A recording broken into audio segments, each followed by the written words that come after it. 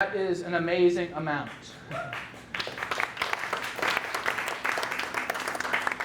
And not only will regulating cannabis help stimulate our economy, protect our children, but it's also going to protect our communities. Why?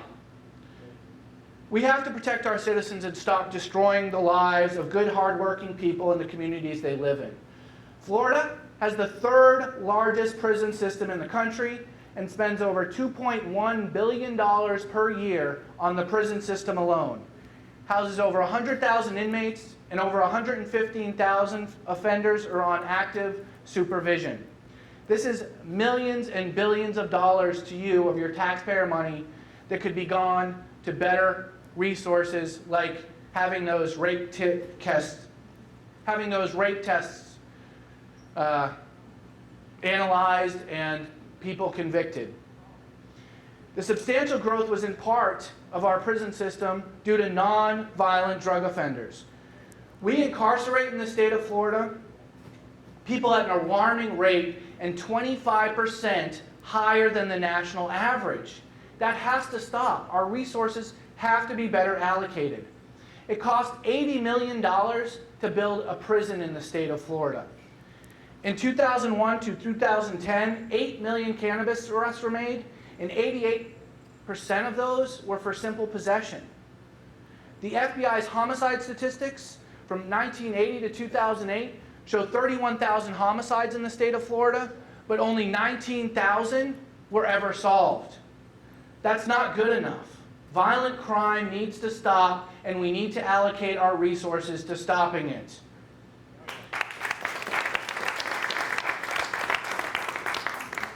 And we already see sheriffs and counties across the state moving in this direction. We got Miami-Dade and Monroe County decriminalizing. Broward's talking about it, and so are other counties, which are looking towards sensible policy, which are realizing that they can save tens of thousands of dollars just by decriminalization. Well, I say we have to turn that money around. Forget about saving tens of thousands of dollars. Let's make millions, put people to work, and profit off a regulated market that already exists and is flourishing. If we compare the cost of prisons to the cost of education, daily it costs about $50 for an inmate per day, or about $18,000 per year. Much more than the $7,000 that students get per year for education. This is wrong and it must stop. We have 16% of the inmates in custody right now are for possession, 24% are on supervision, and these are easily numbers that we can turn into positives for the economy instead of a debt and burden on our society. The African American population in poverty-stricken neighborhoods are hit the hardest. African Americans are 15% of the population in the state of Florida, but represent 49% of our prison population. A lot of them for drugs and cannabis possession. Incarceration is not only an added cost financially to our system, but it also destroys our communities. Studies have proven that higher rates of incarceration and convictions of individuals create lower job wages, more single-family homes, higher poverty rates, and lower education in those areas with lower poverty rates. This is wrong. This prevents low-income areas from building a more stable community, homes, schools, and stable family environments. The biggest funders against marijuana regulation? Guess who? The two biggest people that gain off it. The police benevolent associations and the private prison corporations. They spend millions of dollars every year lobbying against sensible policy for marijuana. Why? Because they make billions off of it. After private prisons were enacted, invented, soon after that is when mandatory minimums went into effect.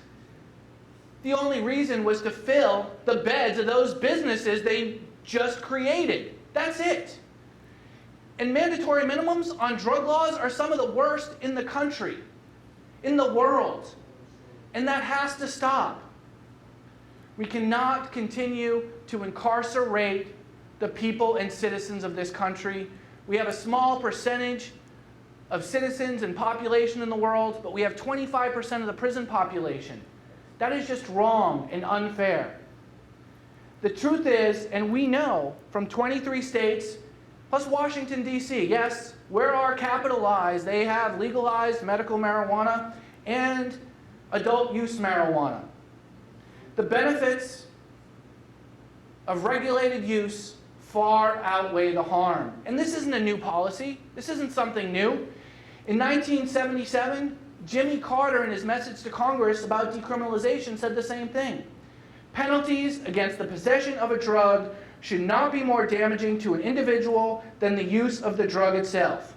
Yet that is what current marijuana policy has done and continues to do for the last 40 years. Millions of hardworking people go to jail and have their lives interrupted over possession of a plant. I have represented nurses, doctors, engineers, people of all ages, races, education levels, and economic means for possession of cannabis, cultivation of cannabis. They're doing it responsibly. They are educated individuals who should have a right to choose whether to use it in conjunction with alcohol or instead of alcohol. That should be a right and freedom as people in this country have to make. History tells us again, prohibition creates gangs, a striving black market, and an organized crime. It was abolished because it was a failure, and it continues to be so today. The other corporations and people against cannabis is the medical marijuana, medical marijuana people have to understand that the lobbyists and the people against them are the pharmaceutical companies. The pharmaceutical companies spend billions of dollars a year to ensure cannabis laws stay the same. They're the funders of Drug-Free America and the same people that are the makers of oxycodone, Vicodin, and other drugs that do work for some but kill thousands of people every year.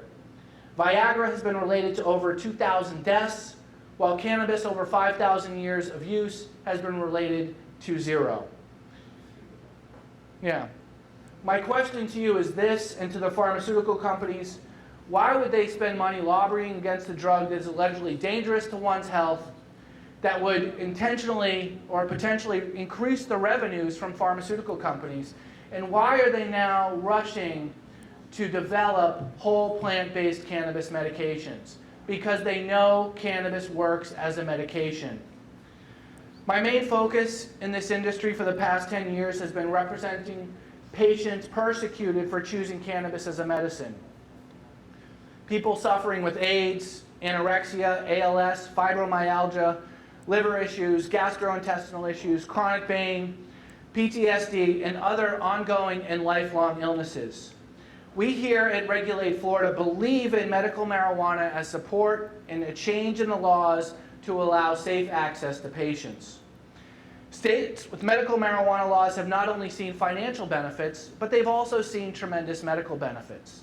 They've seen a 25% reduction in opiate overdoses and a significant reduction in opiate use because people who are allowed to use medical marijuana can take less opiates. That makes it safer for them. Medical cannabis states have also seen a reduction of 5 to 11% in suicide rates, differing among age groups. And this is important. PTSD patients and veterans are clamoring to use medical marijuana right now, and they are committing suicide at a rate of 22 per day. That is wrong and must stop.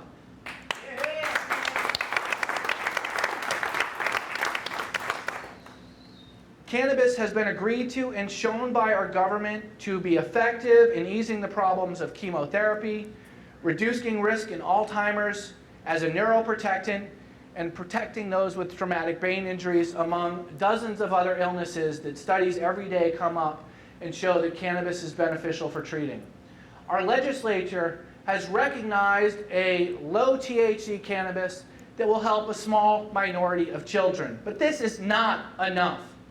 Parents need to have an option, and adults need to have an option to varying degrees of THC in the plant. They can't say, well, this form of cannabis works, but higher forms of THC doesn't. It doesn't make sense. And the parents of this state and the patients of this state need access to it now, yesterday, last week.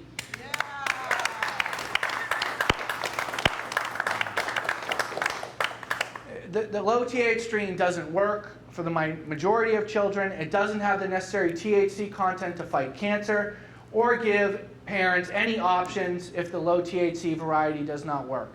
It is not yet established in the state. The laws passed have not been adequately implemented, and they are not sufficient to treat the patients in the state who need and want to use medical cannabis over the treatment that they're given by their doctors, or in conjunction, because a lot of doctors I talk to want to support this, they're just afraid to do so. And a doctor-patient relationship should be free of that fear.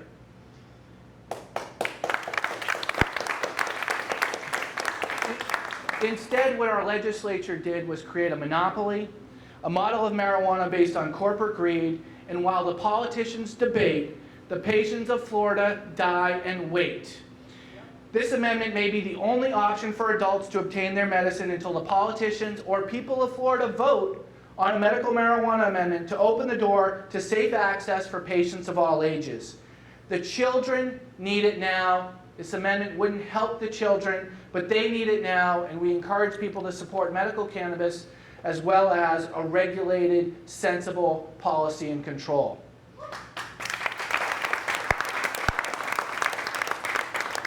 What does our petition not allow? It does not permit people under the age of 21 to use. It does not permit sales to them, cultivation by them. It does not make people immune from federal law, allow public consumption, or allow driving under the influence. It doesn't require workplace exceptions, permit people with felony records to be involved in cannabis businesses, or to allow sales by unlicensed organizations, and it does not affect any medical marijuana laws.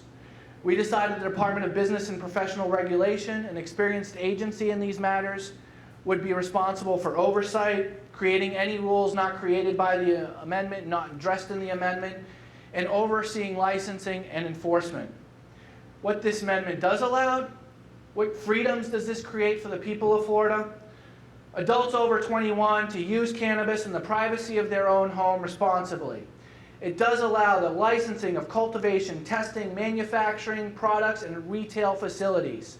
It allows people 21 years or older to grow, per household member, 6 plants in an enclosed, locked space, not conducted openly or publicly, in order to further our belief to keep it away from the children. And you're only allowed to have 3 mature plants. Right. Freedom for people. It does allow a person to possess, use, purchase, and transport 1 ounce or less of cannabis. I am thankful for the support of the people that are here today and the support of numerous groups in Florida that have pledged their support even before the petition was released, including the Florida Cannabis Coalition, Normal of Florida, Normal of Central Florida, the Cure Group, Magical Butter, Common Bond, and Michael Minardi, PA. We know it works in Florida through our tobacco-free success programs. We know it works in Colorado, Washington State. We know it works in Washington, D.C. Soon we'll have statistics from Oregon and Alaska, other states that have passed regulated use of marijuana. The sky has not fallen. Their youth have not destroyed their lives, and they have seen benefits to a regulated adult use system. They have seen a decrease in fatal car crashes, a decrease in felony crimes, a decrease in misdemeanor crimes, and millions of dollars saved in law enforcement and reallocated to better uses.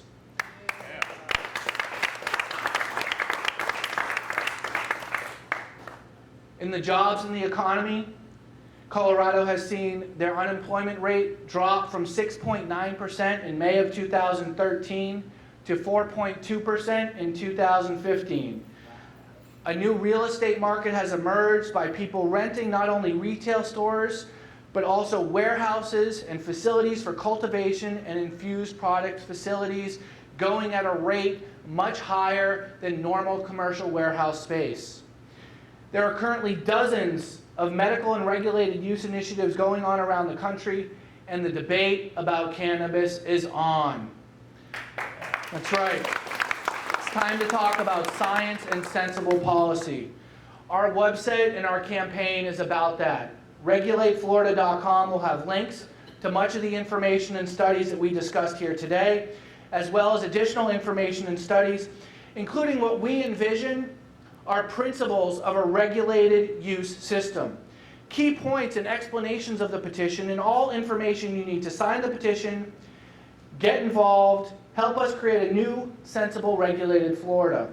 It's time to create a sensible policy that controls access, protects our children, protects our communities, and builds a stronger, better economy and future for the people of Florida.